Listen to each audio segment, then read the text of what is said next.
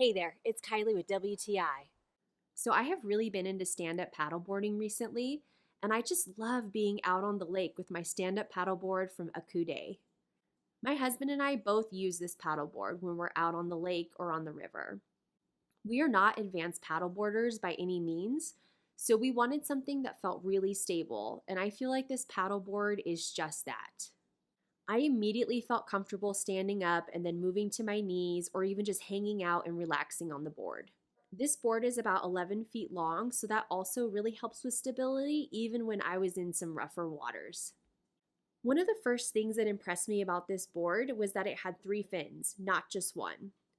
Again, this really helps with stability out on the water and with navigating. Another thing that really caught my eye was this paddle. It has more of a curve than most paddles that I've seen, and this is so helpful for steering and having good navigation in the water. The set comes with a carry case, which makes the paddleboard easy to pack up.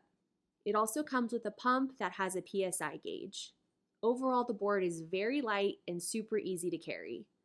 This paddleboard is great for all levels, and I find that it's exactly what I was looking for.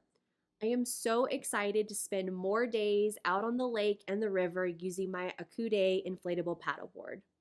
And that's my point of view.